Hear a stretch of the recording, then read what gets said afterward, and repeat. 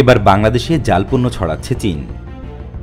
আকার কাগজের আড়ালে বাংলাদেশে সিগারেটের নকল মোড়ক ও স্ট্যাম্প রপ্তানির অভিযোগ উঠেছে অ্যান্টিফেক নামধারী এক চীনা প্রতিষ্ঠানের বিরুদ্ধে।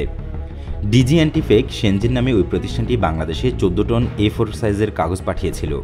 তবে সেই কাগজের প্যাকেটে ছিল সিগারেটের নকল মোড়ক, প্যাকেট ও স্ট্যাম্প। চীনের এই নকল পণ্য সরবরাহের ঘটনা নতুন নয়।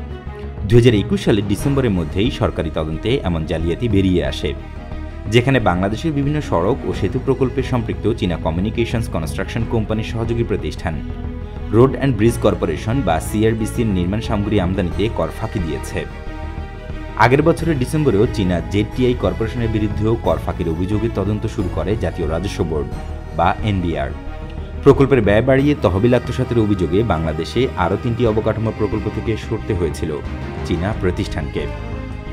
2018 সালে সড়ক পরিবহন ও সেতু মন্ত্রণালয়ের এক শীর্ষ কর্মকর্তাকে 50 লাখ টাকা ঘুষ প্রস্তাবের কারণে চীনা কমিউনিকেশন অ্যান্ড কনস্ট্রাকশন কোম্পানির সহযোগী প্রতিষ্ঠান চায়না হারবার ইঞ্জিনিয়ারিং কোম্পানি বা CHEC-কে কালো তালিকাভুক্ত করা হয়।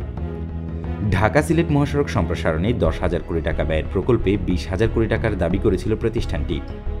এছাড়া সীতাকুণ্ড থেকে কক্সবাজার পর্যন্ত ম্যারিন ড্রাইভ ও 160 কিলোমিটার 4 লেন এক্সপ্রেসওয়ে ও ভূমি পুনরুদ্ধার প্রকল্পেও কাজ পেয়েছিল চীনা CHEC। সরকার পরে সেগুলো বাতিল করে দেয়। একটি অনুসন্ধানে দেখা যায় বাংলাদেশে বহুজাতিক প্রতিষ্ঠানের ও ব্যক্তিগত করের যে অর্থ ফাঁকি দেওয়া হয় তা বাংলাদেশের স্বাস্থ্য বাজেটের 3/5 ও বার্ষিক শিক্ষা বাজেটের 14% সমান। চীনা প্রতিষ্ঠানগুলো যেভাবে ব্যবসা করছে তাতে তারা বিশ্বব্যাপী নানা সন্দেহ ও প্রশ্নের মুখে পড়েছে। প্রকল্পের ধীর গতি, অতিরিক্ত মুনাফার লোভে জালিয়াতি সহ বিভিন্ন অনিয়মের কারণে বৈশ্বিক আর্থিক প্রতিষ্ঠান বিশেষ করে বিশ্বব্যাংকের আন্তর্জাতিক নিয়ম অমান্য করায় বেশ কিছু চীনা প্রতিষ্ঠানকে কালো তালিকাভুক্ত করা হয়েছে। পাকিস্তান, নেপাল, বাংলাদেশ এবং শ্রীলঙ্কার মতো দক্ষিণ এশীয় দেশগুলোতেই চীনই প্রধান আর্থিক সহযোগিতাকারী। এছাড়া দেশগুলোর ব্যবসায়িক ও উন্নয়ন প্রকল্পেও চীনা প্রতিষ্ঠান কাজ করছে। কিন্তু কর্পোরেট নীতিতে এরই মধ্যে তাদের খারাপ নীতির কারণে নেতিবাচক ভাবমূর্তি তৈরি হয়েছে। বাংলাদেশেও ভূমি আইন লঙ্ঘন করে সরকারি রাজস্বের ক্ষতি করেছে তারা। এ কারণে চীনা সস্তা জিনিস থেকে সাবধান থাকা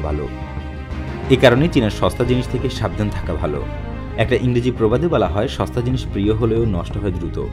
শুধু তাই নয়, বর্তমান সময়ে বাংলাদেশের যে কোনো দুর্বল ও মানহীন পণ্যকে তুলনা করতে গিয়ে বলা হয় চাইনিজ পণ্য।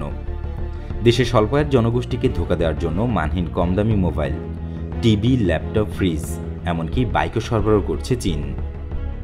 রাষ্ট্রীয়ভাবে একটি রাষ্ট্র চুক্তি ছাড়া অন্য কোনো রাষ্ট্রের অভ্যন্তরে জমি কিনতে পারে না। আন্তর্জাতিক এই আইনকে পাশ কাটাতে চীনের বিভিন্ন প্রতিষ্ঠানের নামে বরিশাল বিভাগে পায়রা বন্দরকে ঘিরে চড়া মূল্যে জমি কিনে রাখা হচ্ছে। বিশেষত নদীর তীর ঘেঁষে কেনা হচ্ছে এসব জমি। ধারণা করা হচ্ছে নদী ঘিরে এবং পায়রা বন্দরকে লক্ষ্য করে এই আগ্রাসন চালাচ্ছে চীন। বিষয়টি নিয়ে স্থানীয়ভাবে সচেতনতা সৃষ্টির চেষ্টা করা হলেও অধিক মূল্যে জমি বিক্রির লোভে এখনও চীনের প্রতিষ্ঠানগুলোর কাছেই জমি বিক্রি করছে স্থানীয়রা।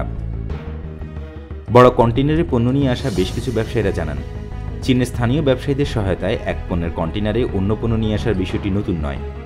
দীর্ঘদিন ধরেই এই কার্যক্রম চলে আসছে।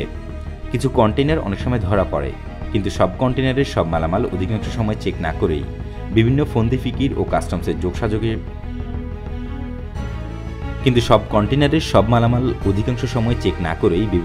ফিকির ও কাস্টমসের যোগসাজশে বের করে আনা হয়। অবশ্য চট্টগ্রামের কাস্টমস বিভাগের কর্মকর্তা জানান, এ বিষয়ে এখন কঠোর নজরদারি রয়েছে তাদের। তিনি জানান, এ ধরনের জালিয়াতির পর চীন থেকে আসা পণ্যগুলো বেশ কড়াকড়িভাবে পর্যবেক্ষণ করা হচ্ছে। সেই সঙ্গে দেশটি থেকে আসা কন্টেইনারগুলোর ওপর নজরদারি আরও বাড়ানো হয়েছে।